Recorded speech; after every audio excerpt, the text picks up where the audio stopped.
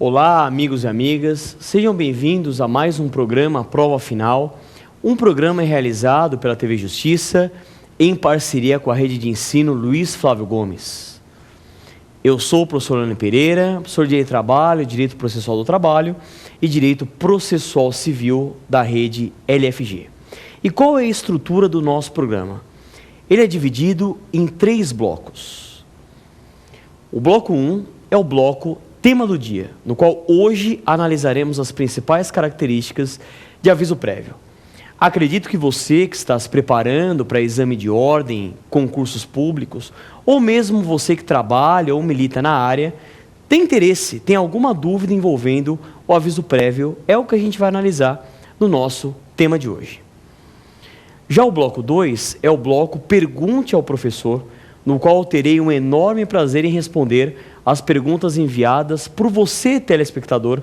Mande e-mail para a gente, e-mail provafinal@lfg.com.br, provafinal@lfg.com.br. E por fim, o nosso terceiro e último bloco é o bloco X da questão, no qual analisaremos como o tema do dia vem caindo nas provas de exame de ordem. É isso, pessoal. Esse é o nosso programa Prova Final. Segura um pouquinho, que daqui a pouco iniciaremos o nosso bloco 1, tema do dia. Até daqui a pouco.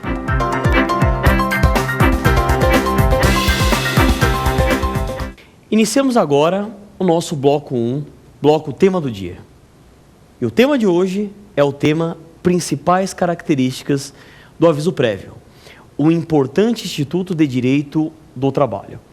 Iniciamos o nosso programa sobre o aviso prévio, falando que o aviso prévio, originariamente, não é um instituto de direito do trabalho, é um instituto de direito civil. E quando há aviso prévio? O aviso prévio, ele é características de contratos sem determinação de prazo. Então, contratos em geral, sem prazo para terminar, sem determinação de prazo, nós temos o aviso prévio. Então, a ideia do aviso prévio, ela é bem simples. O aviso prévio é, como o próprio nome diz, o aviso antecipado de uma das partes em relação à parte contrária do desejo de romper imotivadamente aquele contrato. É o instituto do aviso prévio, originariamente criado no direito civil. A doutrina justo-trabalhista adaptou o aviso prévio naturalmente às peculiaridades do próprio direito do trabalho. E o aviso prévio acabou se tornando um dos temas mais importantes do direito laboral. Não somente para provas, mas também para quem milita na área e para quem quer ter um conhecimento maior de direito do trabalho. Sobre o aviso prévio, uma questão interessante é a questão da natureza jurídica. Qual é a natureza jurídica do aviso prévio? Só lembrando o que é natureza jurídica. Natureza jurídica ela é formada pela definição do instituto e pela classificação, ou seja, a busca da essência e o posicionamento comparativo do instituto. E a doutrina majoritária entende que a natureza jurídica do aviso prévio ela é tríplice. Como assim tríplice? Comunicação, pagamento e tempo. Comunicação, pagamento e tempo. Comunicação, porque o aviso prévio é uma comunicação de uma parte em relação à outra parte. Tempo envolve a adaptação. A adaptação que a parte pré-avisada tem que ter em relação a essa nova situação fática e jurídica. E o pagamento, porque ou o aviso prévio ele é trabalhado com o respectivo pagamento, ou ele é indenizado com a conversão daquele trabalho na respectiva indenização. E essa já é uma importante classificação do aviso prévio.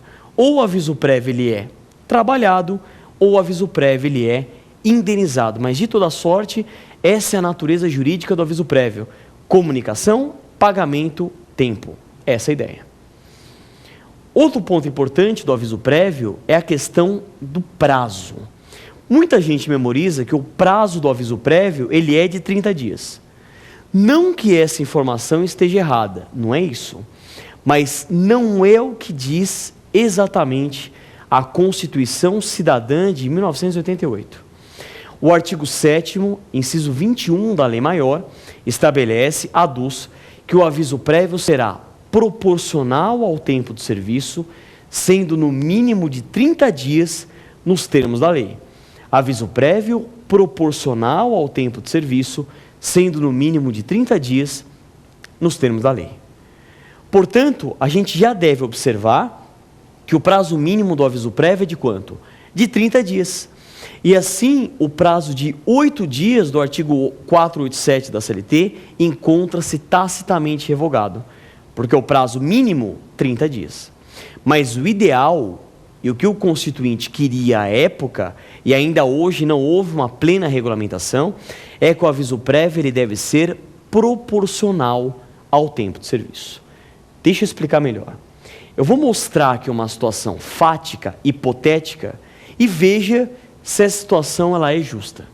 Imagine um empregado A que trabalha 25 anos na empresa e ele é despedido sem justa causa. Qual é o prazo de aviso prévio desse empregado? 30 dias, aquele mínimo de 30 dias. De outra sorte, o empregado B, recém-contratado na empresa, tem 2 meses de empresa. E ele é despedido sem justa causa. Qual o aviso prévio dele? Os mesmos 30 dias. Percebe? Que situação injusta é essa? A ideia é o aviso prévio ser proporcional ao tempo de serviço. Ou seja, quanto mais tempo aquele empregado ele tem de casa, maior tem que ser o aviso prévio. Mas qual é a falha disso? A falha disso é que o próprio texto fala nos termos da lei. E na classificação do José Afonso da Silva, consubstancia uma norma constitucional de eficácia limitada, que é aquela que depende de lei infraconstitucional regulamentadora para a produção de todos os seus efeitos. Ou seja, caberia até um mandado de injunção nesse caso, inegavelmente, mas estamos aguardando ansiosamente essa lei, regulamentando o aviso prévio e, principalmente, trazendo esse aviso prévio proporcional ao tempo de serviço. Então, nos dias atuais, qual é o prazo do aviso prévio que vem sendo aplicado? 30 dias, e algumas categorias já conseguiram esse elastecimento mediante instrumento de negociação coletiva, acordo coletivo de trabalho ou convenção coletiva de trabalho. Nessa linha de raciocínio, vale a pena mencionar a OJ 367 da seção de dissídios individuais, subseção 1 do TST. E essa OJ estabelece o seguinte, que o prazo, naturalmente, ele pode ser elastecido e é muito comum encontrarmos na prática, por exemplo, um prazo de 60 dias. Sem problema, até porque a Constituição e a legislação trabalhista estabelece o que o professor Maurício Godinho Delgado chama de patamar civilizatório mínimo, ou que a professora Alice Monteiro de Barros chama de patamar mínimo de civilidade. E o que é isso? Nós temos os direitos trabalhistas mínimos.